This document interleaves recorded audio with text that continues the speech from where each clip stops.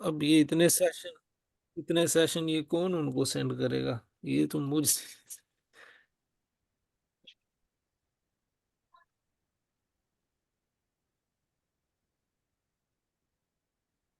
ठीक है, ये x है multiply by 1/3 is equal to closing 1/3।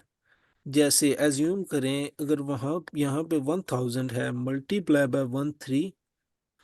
ठीक है, मैं आपको एक चीज तरीका बता रहा हूँ जिसकी वजह से आपका थोड़ा सा रिवर्स की तरफ कॉन्सेप्ट क्लियर होगा। 1000 मल्टीप्लाई बाय 1/3 करें तो कितना आता है? 333। ये yes sir. 333। Yes sir. Three three yes sir. Three ठीक है, ये आ गया 333। यानी which which make the allowance 1/3 higher than the current allowance. ठीक है, यानी करंट अलाउंस है 1000, तो हमारा क्लोजिंग अलाउंस बना 1333। Yes sir. यहाँ पे बात क्लियर है? Yes sir. अब इसका 1/3 लें जरा, लें और मुझे बताएं इसका 1/3 कितना आता है?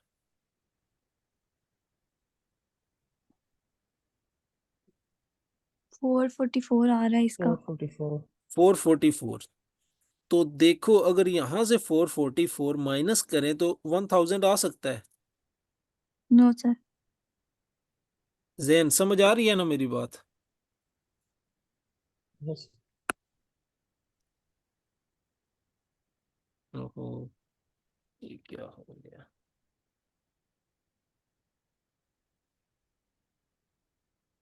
अच्छा, जैन को नहीं समझ आई, मालेन आपको समझ आई है? देखो, यस सर।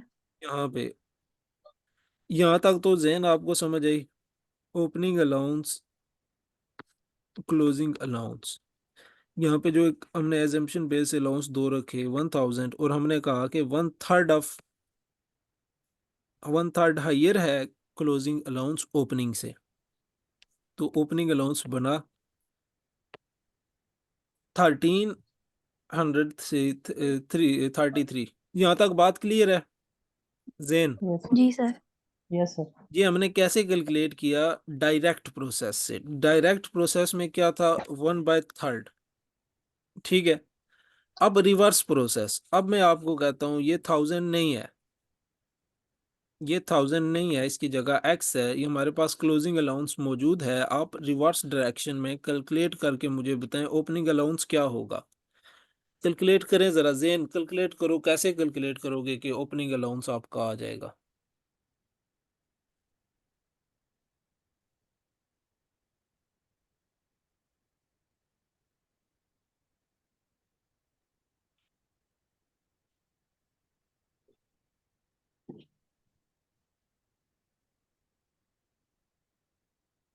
हाँ जी, मालेन कैसे कैलकुलेट कर सकते हो आप?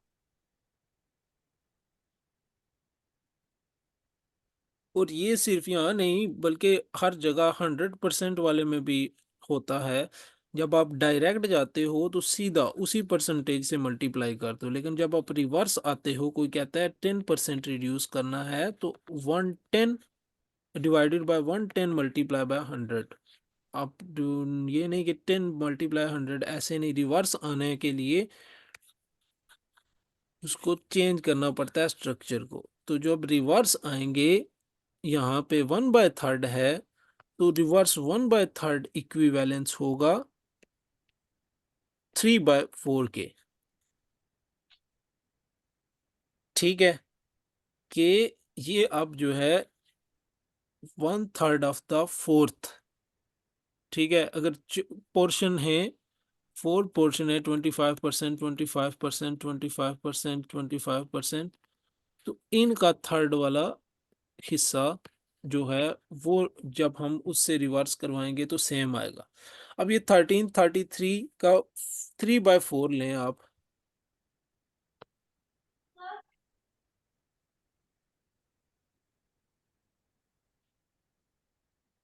ये इसका 999। 999। ठीक है, अगर आप ये यहाँ पे भी पॉइंट लगे हो ना, 33 3.3333 यहाँ पे भी, यानी 1000 तो ही आ जाए। 6000। समझ आई? यस। अब जो है ऊपर हमारे पास सेम यही स्कीम है, ठीक है। 4000 है लेकिन यहाँ पे रिवर्स जाना है, तो आपने हमेशा याद रखना है 1/2 हो तो 2/3, ठीक है। 1/3 हो लिखा हुआ तो 3/4, तो इसी तरीके से सो ऑन आपने चलना है। वन मजीद उसमें ऐड करके उसको डाउन रखना है और उसको ओरिजिनल में ऊपर ले आना है, ठीक है। जैसे होंगे 1/2 है तो 2/3 करना है। जब रिवर्स होगे, रिवर्स रिवर्स में हमेशा वन इंक्रीज करके ये 10% इंक्रीज करके उसको सॉल्व करना पड़ता है, ठीक है। डाउन में 10%, जैसे ये कहे ना कि 10% आपने रिड्यूस करके वापस आना है। रिवर्स के केस में 10% से आपका इंक्रीज हुआ हुआ है, वापस आना है, तो डिवाइडेड बाय 110 मल्टीप्लाई बाय 100, ठीक है। ये समझ लें, यहाँ पे थोड़ी सी मैथमेटिक्स इस्तेमाल होती है। तो अब देखें 4000, 4000 का 1/3 है, रिवर्स कैसे जाएंगे? तो फिर मैं आपको बताता हूँ, वो जो 1/3 भी आपका प्रूव हो जाएगा। 4000 को मल्टीप्लाई बाय करो 3/4, ठीक है। इसको मल्टीप्लाई करो 3/4, आपका ओपनिंग अलाउंस आएगा। थ्री करें जरा। थाउजेंड 3000 आ गया, ठीक है। Yes sir. अब 3000 का 1/3 करें, जो क्वेश्चन की लाइन है वो सॉल्व हो जाएगी। 1000। 1000, तो 1000 में 3000 डालोगे तो 4000 आ जाएगा, which would make the allowance 1/3 higher than the current allowance, ठीक है। ये डायरेक्ट जा रहे हो, डायरेक्ट जाओगे तो सीधा सीधा करना पड़ता है, रिवर्स जो तो उसको कुछ ना कुछ यानी टेक्निक उसमें पड़ती है। अब देखो ओपनिंग अलाउंस 3000 है, दूसरा आप प्रूव कर सकते हो। अब देखो, अब 4000 को आप 1/3 से करो, ठीक है, तो कुछ और ही आएगा, तो उसको आप दोबारा अगर 1/3 से करो, 4000 तक पहुंचने की कोशिश करोगे तो नहीं पहुंच पाओगे कभी भी। समझ आ रही है मेरी बात? Yes sir. ठीक है। तो देख, अब ये कितना डिफरेंस आ रहा है, 1000। अब मुझे कौन बताएगा कि क्या इम्पैक्ट आ रहा है?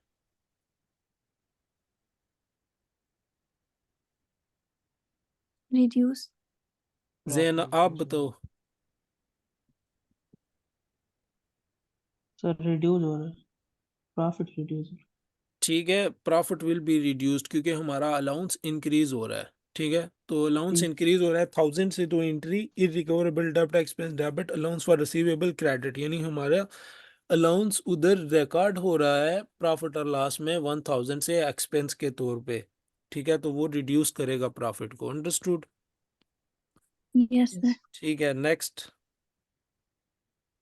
जी नेक्स्ट ये पूछना था, जो फिलिंग द ब्लैंक्स वाली एमसीक्यूज होती हैं, ये जब हमारा आंसर पॉइंट्स पॉइंट्स ये में आ वाले जाता है तो फिर ये।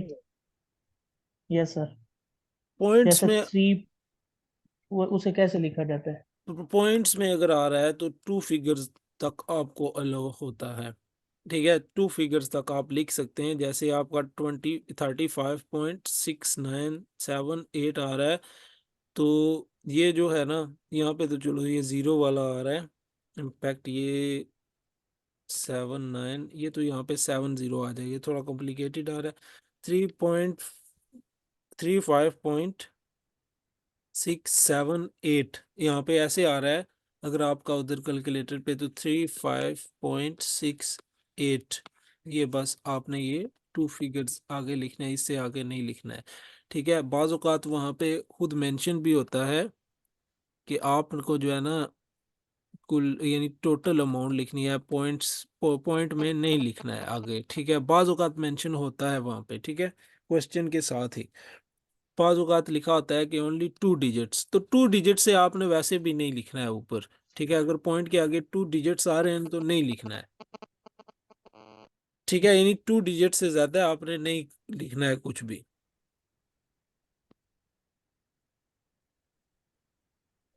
ठीक है। तो और भी ये जो क्वेश्चंस है ना, ये तो होते ही एक्यूरेट पे, ठीक है। यानी आपका जो है ना, ये रेंज में भी होते हैं, ये इन्होंने अपनी जो इंस्ट्रक्शन एसीसीए नहीं में दी सर, दी होती है ना। हाँ जी। इन्वेंट्री में जो आते हैं ना, कौन सा? वो इन्वेंट्री में जो आती है ना, वो जवाब पॉइंट्स में आते हैं काफी। हाँ ना, यही मैं बता रहा हूँ ना, इन्वेंट्री के ये मैं भाग। बता रहा हूँ कि पॉइंट्स जो है ना इन्होंने लिखा हुआ है +-1 की आपको गुंजाइश होती है पॉइंट में। ठीक है, आपका अगर आ रहा है ना 0.28, जो इनका कंप्यूटर कैलकुलेट करता है ना आंसर, सॉफ्टवेयर जो होता है, यानी आपका 2.28 आ रहा है ना, तो आंसर असल में बनता है 2.50। तो आप यानी एक्यूरेट रेंज में हो। ठीक है, आपका आंसर ठीक होगा। अगर आप ज़्यादा डाइवर्ट करते हो ना +-1 से आगे पीछे, यानी 2.25 था आंसर, ठीक है, आपने लिख दिया 1.98, तो फिर रॉन्ग है, फिर आपका रॉन्ग होगा। समझ आई? yes, ठीक है, ये इतनी रेंज एक्सेप्ट करता है, 1 to 50 पॉइंट 50 to 1 तक की आपका यानी आगे पीछे हो तो आपको एक्सेप्ट करता है। लेकिन उससे ज़्यादा हुआ तो फिर ये रोंग एज्यूम किया जाता है। यानी ये तो जो आपके एग्जाम चेक होते हैं सॉफ्टवेयर चेक करता है, ह्यूमन नहीं चेक करता है। ये उसमें सिस्टम पहले yes, से ही फिट होता है कि जो रोंग है वो उसको रोंग मार्क करो, राइट को राइट। तो इतनी गुंजाइश दी होती है, यानी 0.50 to 1 अगर आपके पॉइंट्स आगे पीछे हो रहे हैं तो एक्सेप्टेबल होता है। नेक्स्ट। सर जी बस बस सर यही जी। है 91 तक। ये क्या आपने Yes. शेयर्स वाले नहीं किए? प्रोविजन और सर इतने जी वो पीछे हैं किट्स में। सर जी किट में 205 तक हैं टोटल। जो ऊपर वाली 14 एमसीक्यूज है ना वो कैपिटल की हैं। वो अभी चैप्टर राइट डाउन करना है, दोबारा से उसका लेक्चर देखना है। एक दफा देखा है तो मजा नहीं आया।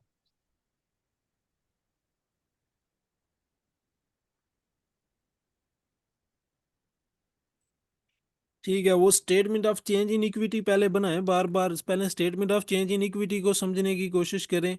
ठीक है, जो स्टार्टिंग में फर्स्ट डे मैंने आपको बताया था कि स्टेटमेंट्स बना के मुझे सेंड करें, तो वो जो है statement of change in equity बार बार बनाएं कि उसमें जो एलिमेंट्स हैं क्या क्या आते हैं statement of change in equity, यानी इक्विटी में तो कैसे चेंज होते हैं, यानी share capital, share premium, revaluation surplus, retained earning, other reserves.